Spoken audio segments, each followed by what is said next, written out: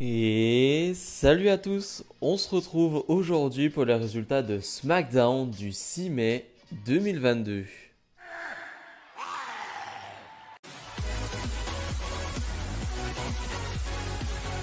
Et on ouvre le show avec Charlotte Flair qui doit faire face à Aliyah. Finalement, on va pas avoir ce combat. Charlotte Flair va prendre le micro pour se mettre en avant comme d'habitude, mais surtout dire que la semaine dernière, les gens ont dit qu'elle s'est fait humilier parce qu'elle a perdu ce Beat the Clock Challenge face à Ronda Rousey. Mais ce n'est pas vrai, voilà, c'est de la faute de Drew Gulak qui n'a pas sonné la cloche à temps.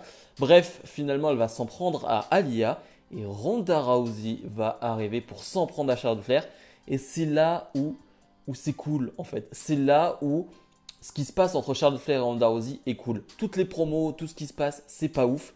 Mais par contre, dès que ça se fight, dès qu'il y a de la physicalité, dès que là on est dans une bonne bagarre, dans une bonne brawl avec les officiels de la WWE qui vont arriver pour les séparer, bah là c'est cool parce que les deux elles veulent se défoncer, les deux elles veulent se faire mal et à chaque fois les officiels vont les séparer mais à chaque fois elles vont revenir l'une sur l'autre et ça c'était bien. J'avoue que c'était un bon début de show pour ça. Rien que ça, c'était bon. Maintenant, est-ce que ça donne envie d'en voir plus et est-ce que ça donne envie de voir leur match?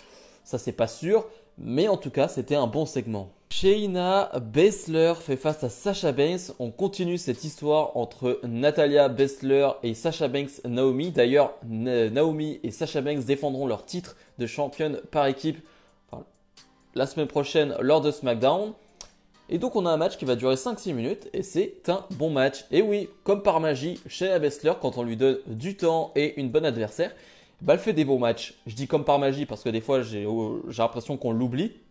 J'ai l'impression que les fans l'oublient et surtout que les officiels de la WWE l'oublient. Mais Shayna Baszler est une excellente catcheuse et elle fait le boulot quand on lui donne un bon adversaire et du temps surtout. Il faut surtout du temps. Donc là vraiment il n'y a rien à dire sur le combat. Sauf la fin de match où finalement Natalya va faire une énième intervention qui va donner la victoire à Shayna Baszler. Mais les faces ont l'air débiles. C'est-à-dire que Natalya a fait des interventions pendant tout le match, vraiment. Et Naomi, qui est donc là pour soutenir Sasha Banks, n'a absolument rien fait. Naomi n'a pas bougé d'un poil, n'a rien fait pour essayer de s'en prendre à Natalya, pour faire en sorte que Natalya n'intervienne plus dans ce combat. Naomi n'a rien fait, donc elle passe un peu pour une débile pour le coup. Finalement, après le match, Shayna Baszler et Natalya veulent s'en prendre une nouvelle fois aux deux. Et finalement, non. Cette fois-ci, Naomi et Sasha Banks arrivent à s'en sortir et terminent ce segment debout sur le ring. Donc, mis à part la fin de match où je trouve qu'elle passe un peu pour des débiles, le match était fun et c'est ce que je veux voir de Shayna Baszler et c'est ce que je veux voir dans cette division féminine du côté de SmackDown. Happy Corbin est sur le ring et va une nouvelle fois parler de Madcap Moss. Madcap Moss qui va lui répondre par l'écran géant. Et finalement, Madcap Moss va arriver et on va avoir quelques petites blagues plutôt drôles. Pour une fois, de la part de Madcap Moss, il y a plutôt des bonnes blagues. Déjà, il va lui dire t'as été appelé par plusieurs noms, voilà, le Happy Corbin, machin Corbin, mais est-ce que tu pourrais être un divertissant Corbin? Ça pourrait être bien pour une fois. Et surtout cette blague où finalement le Baron Corbin s'appelait le loup solitaire.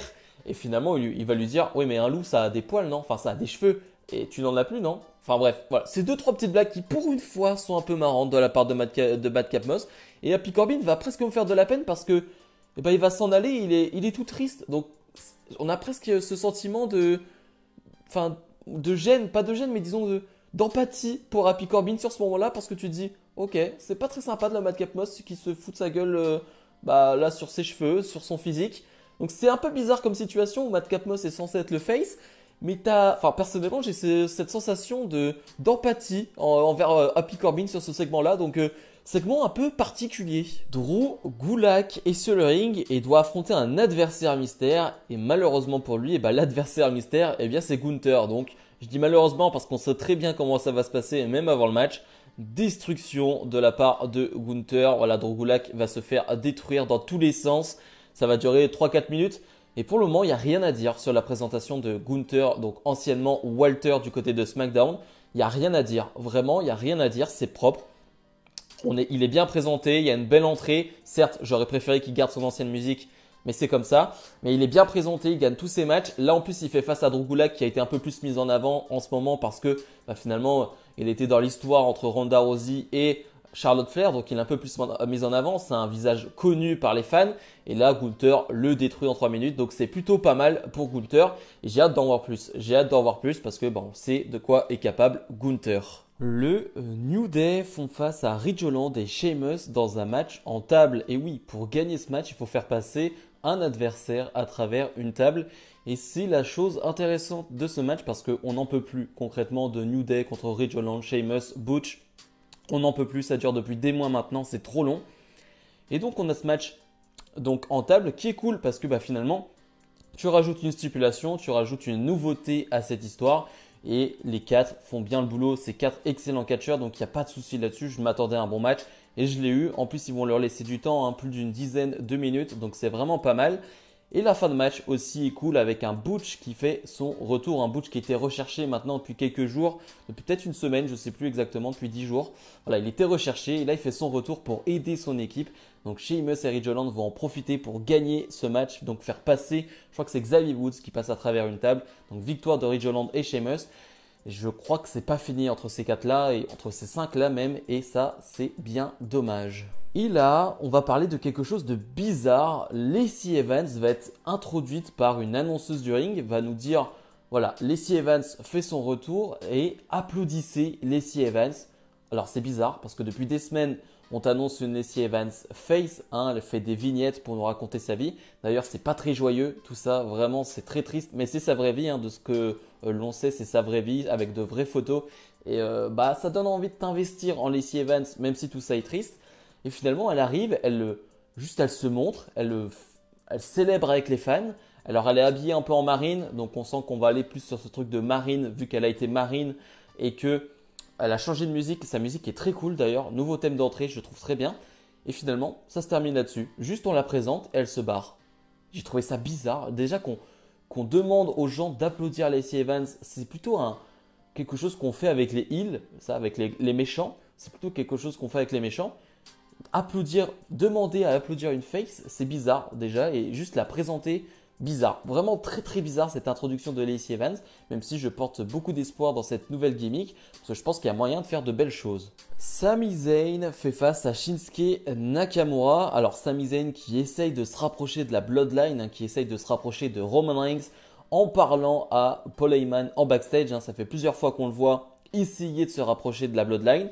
Donc intéressant. Et un Shinsuke Nakamura qui a fait une petite promo pour dire que voilà, il n'en a pas fini avec Roman Reigns, ce n'est que le début. Parce que je vous rappelle, il y a de cela 3 semaines, je dirais à peu près, Nakamura s'est pris des super kicks de la part des Usos, lui qui était face à Roman Reigns.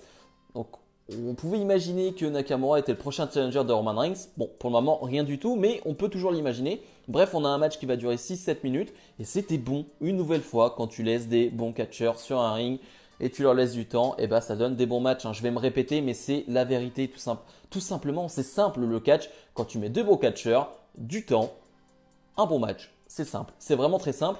La fin de match, on va jouer encore une fois sur un Sami Zayn qui va essayer de s'enfuir du match. C'est un peu sa spécialité du moment.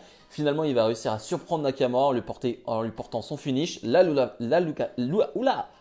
Kick. Et finalement, Sami Zayn va réussir à rentrer sur le ring au bon moment et Nakamura va se faire décompter à l'extérieur. Donc défaite de Nakamura, victoire de Sami Zayn. Je m'y attendais pas forcément parce que je pensais que justement Nakamura allait possiblement devenir le nouveau challenger de Roman Reigns, je sais pas, la semaine prochaine ou quelque chose comme ça. Donc je le voyais pas perdre là.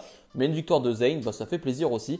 Et je vais essayer de moins bégayer sur le nom de son finish. On va essayer de se rattraper là-dessus. Le segment Main Event, on retrouve RK Bro et Drew McIntyre sur le ring qui vont faire des blagues. C'est-à-dire que les 3 vont jouer avec le mot Acknowledge Me. Voilà, avec ces 2 mots plutôt.